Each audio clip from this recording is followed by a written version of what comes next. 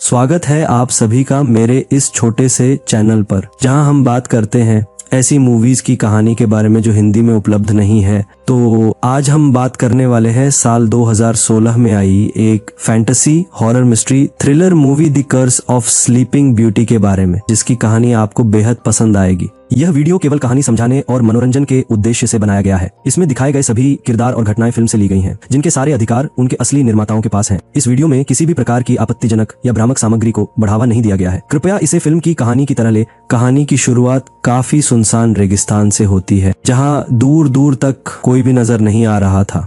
उस वीरान रेगिस्तान में एक जगह पर एक बेड था, जिसके ऊपर काफी खूबसूरत सी लड़की सो रही थी। तभी एक लड़का उसी बेड की तरफ आता है। वो लड़का उस लड़की के पास पहुंचने ही वाला था कि तभी उसके सर में जोरों से दर्द होने लगा और उसे सब कुछ धुंधला सा दिखाई देने लगा। देखते ही देखते उसे काफी अजीबोगरीब चीजें महसूस होने लगी, जैसे किसी शैतान के हंसने की आवाजें और एक काफी पुराना बड़ा सा भूतिया घर। इसके अलावा और भी कई सारे अजीब दृश्य वो देखता है। लेकिन इसी बीच उस लड़के की आंख खुल जाती है। दरअसल अब तक जो कुछ उसने देखा वो सच नहीं बल्कि उसका एक सपना था। उस लड़के का नाम थॉमस है, जो कि एक पेंटर है, और इस तरह के अजीबो गरीब और डरावने सपने वो पिछले कई सालों से देखता आ रहा है। इस वजह से उसने खुद को एक मनोचिकित्सक को भी दिखाया है और अब भी वो फिर से उसी मनोचिकित्सक के पास आया है। वो मनोचिकित्सक थॉमस को बताती है कि तुम्हें स्लिप डिसऑर्डर है। थॉमस उसे बताता है कि पुराने वक्त में इंसान के साथ ऐसा तभी होता था जब किसी शैतान ने उस पर काबू कर लिया हो या फिर कोई शैतान उसके शरीर पर बैठा हुआ हो। डॉक्टर कहती हैं कि ये सिर्फ तुम्हारे दिमाग का वहम है और कुछ नहीं,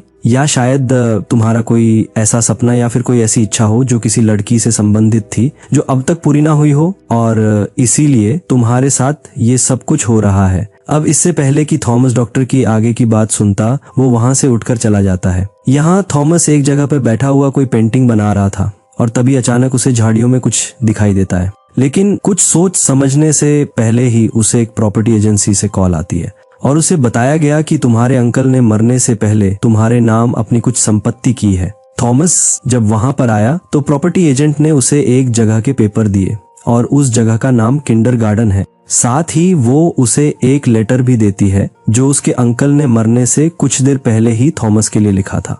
थॉमस ये सब देखकर काफी हैरान था, क्योंकि ना तो वो कभी अपने अंकल से मिला था और ना ही कभी उनके बारे में थॉमस ने कुछ सुना था। थॉमस ने जब उस लेटर को खोला तो उसमें उस प्रॉपर्टी की यानी कि किंडरगार्टन की तस्वीरें थी। वो प्रॉपर्टी बिल्कुल उस भूतिया घर जैसी ही लग रही थी जैसी उसने अपने सपने में देखी, और अब वो इस प्रॉपर्टी को देखना चाह रहा था। लेकिन पहले वो अपने घर में आकर अपने अंकल का वो लेटर पढ़ता है। उसमें लिखा था, मुझे काफी दुख है कि मैं तुमसे कभी भी मिल नहीं पाया और हमारे ना मिलने के पीछे का कारण मेरी माँ और दादी है। लेकिन शायद उन्होंने भी बिल्कुल ठीक किया, क्योंकि हमारा परिवार सदियों से किंडरगार्टन से संबंधित है और दुख की बात यह है कि हमारे परिवार के सभी मर्द शापित है। उस लेटर में इस बात का कोई भी जिक्र नहीं था कि ये श्राप आखिर किस किस्म का है, लेकिन कुछ नियम है जिनका पालन करना तुम्हारे लिए ठीक होगा, और क्योंकि तुम हमारे परिवार से हो तो तुम अपने खून से वहां के दरवाजे को खोल सकोगे। लेकिन एक चेतावनी के साथ उस लेटर में लिखा था कि वहां पर एक बेसमेंट भी है जहां तुम्हें नहीं जाना। तुम्हें मेरी बात पर यकीन करना होगा, वो जगह तुम्हारी भलाई के लिए ही बंद की गई है। अब थॉमस किंडरगार्टन जाता है।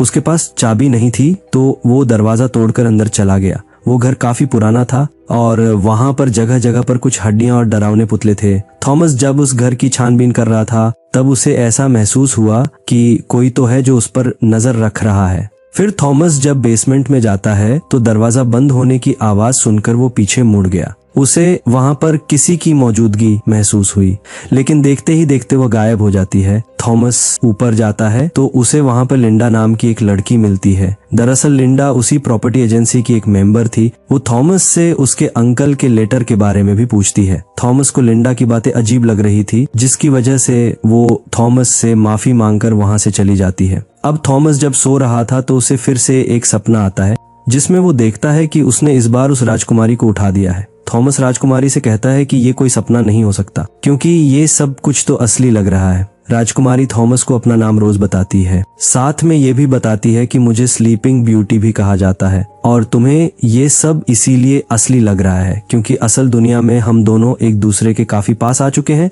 और यही वजह है कि तुमने इस बार मुझे सपने में जगा दिया। रोज कहती है कि मैं असली दुनिया में तुम्हारे पास आने का इंतजार कर रही हूँ।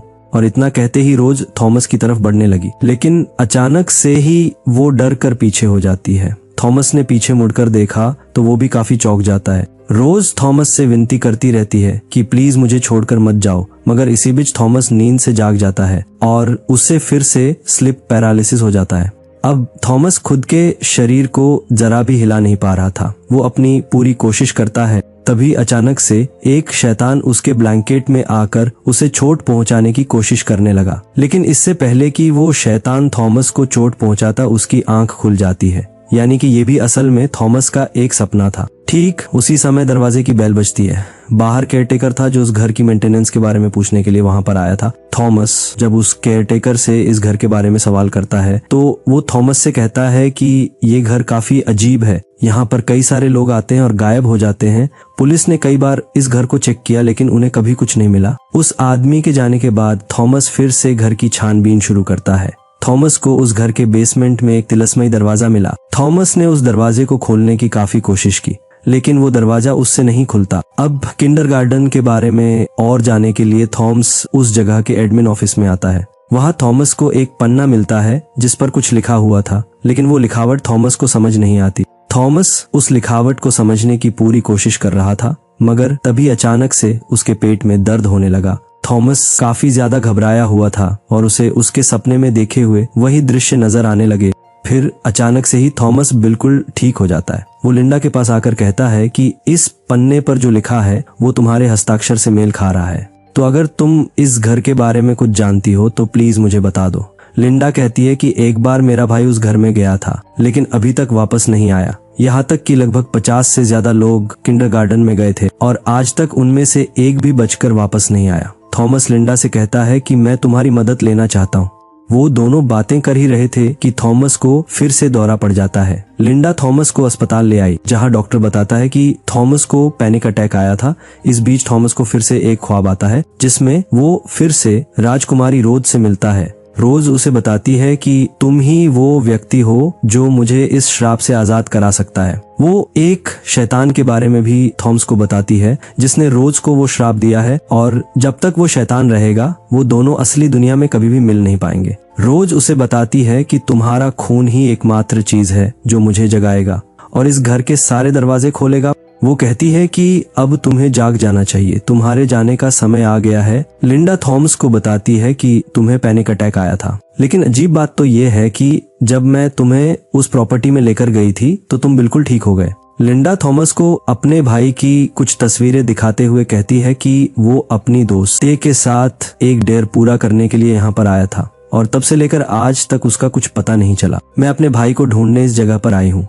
लिंडा बताती है कि तुम्हारे परिवार की डेथ हिस्ट्री काफी अजीब है, क्योंकि तुम्हारे परिवार के आदमी सुसाइड और एक्सीडेंट से ही मरे हैं।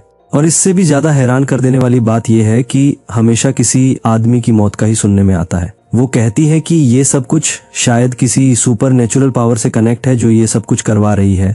थॉमस कहता है कि कोई तो ऐसा रास्ता होगा जिससे इस श्राप से बच सके। तभी थॉमस को उसके अंकल की वो ब्लड लाइन वाली बात याद आती है और वो लिंडा को उसी तिलस्मयी दरवाजे के पास लेकर जाता है। लिंडा भी उस दरवाजे को खोलने की कोशिश करती है, लेकिन उससे भी वह दरवाजा नहीं खुलता। उसी समय थॉमस वहां पड़ी किसी नुकीली चीज से अपनी उंगली से खून निकालकर दरवाजे को खोलता है। अब दोनों ही अंदर जाते हैं तो उन्हें वहां पर एक तिलस्मयी डायरी मिली, लेकिन उस डायरी में जो कुछ लिखा हुआ था वो उन्हें समझ में नहीं आता, क्योंकि वो लिखावट भी तिलस्मयी और पुरानी थी। तभी एक पुतला अचानक से उन पर हमला करता है और वो दोनों ही कैसे तैसे करके उस जगह से बाहर आ जाते हैं। बाहर आते ही एक आदमी गाड़ी लेकर वहां मौजूद था और वो उन्हें गाड़ी में बैठने के लिए कहता है। दरअसल वो लिंडा का पैरानॉर्मल इन्वेस्टिगेटर दोस्त रिचर्ड था और लिंडा ने ही उसे वहां पर उनकी मदद के लिए बुलाया था। अब लिंडा थॉमस और रिचर्ड को अपने घर ले आई। वो उन्हें किंडरगार्टन की काफी ज्यादा तस्वीरें दिखाती है,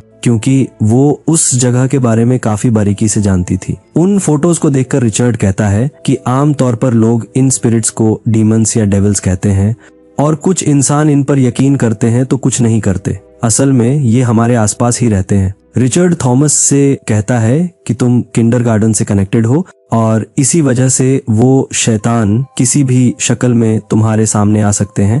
लिंडा रिचर्ड को बताती है कि थॉमस उस प्रॉपर्टी से कनेक्टेड है, तो अगर वो ज्यादा समय उस प्रॉपर्टी से दूर रहेगा तो मारा जाएगा। थॉमस को रिचर्ड की बातों पर यकीन नहीं था, तो वो उन बातों को अजीब समझते हुए वहां से बाहर चला आया और वो अकेला ही उस तिलस्मयी डायरी को देखने लगा। उसमें एक तस्वीर को देखकर थॉमस को कुछ याद आता है। वो कहता है कि मैं इस प्रॉपर्टी से कनेक्टेड नहीं हूँ, बल्कि मैं तो राजकुमारी रोज से कनेक्टेड हूँ। अब थॉमस लिंडा और रिचर्ड को अपने सपने और राजकुमारी रोज के बारे में बताता है। वो रोज और उसकी हुई बातचीत के बारे में भी बताता है। थॉमस कहता है कि मैं जब पहली बार इस प्रॉपर्टी में आया था तब रोज ने पहली बार अपनी आंखें खोली, और इससे थॉमस का मानना था कि अगर वो रोज को ढूंढकर उसे जगा दे तो शायद ये श्राप भी खत्म हो जाएगा।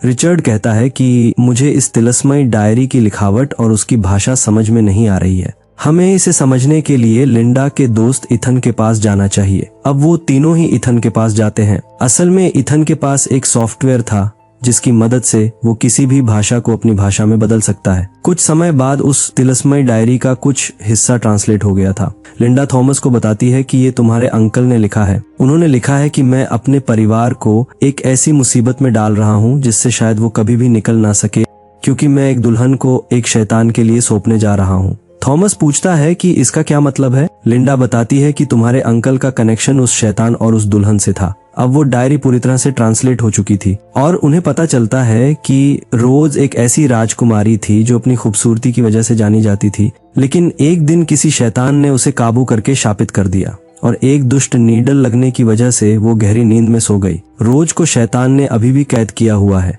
और अगर वाकई में ये बात सच है तो रोज अभी भी जिंदा है। अब थॉमस काफी देर से अपनी प्रॉपर्टी से दूर था, तो उससे फिर से पैनिक अटैक आ जाता है। तब लिंडा और रिचर्ड उसे लेकर वापस किंडरगार्टन में आ जाते हैं। वहां पहुंचने पर उन्हें पता चला कि उस बिल्डिंग का केयरटेकर अब मर चुका है और उसे उसी शैतान ने मारा है। थॉमस लिंडा और रिचर्ड को लेकर दोबारा से बेसमेंट में जाता है और फिर से अपने खून से वो दरवाजा खोलता है। अंदर एक छोटी गुफा थी जिसके आगे जाते ही एक शैतान उन पर हमला करता है, लेकिन रिचर्ड के कोई जादुई शब्द कहने पर वो शैतान वहां से चला गया। अब तीनों ही उस जगह पर पहुंच गए जहां पर उन्हें आना था। रिचर्ड थॉमस से कहता है कि लिंडा और मैं उस शैतान को यहाँ रोक कर रखेंगे और इसी दौरान तुम जाकर राजकुमारी रोज को जगा देना। थॉमस उस कमरे में जाता है जहां राजकुमारी रोज को कैद किया हुआ था। थॉमस रोज के पास आता है, लेकिन रोज नहीं उठती। तभी थॉमस को अपनी ब्लड लाइन याद आती है और वो अपने होठों से खून निकालकर रोज को उठाता है। इस बार रोज असली दुनिया में जाग गई थी।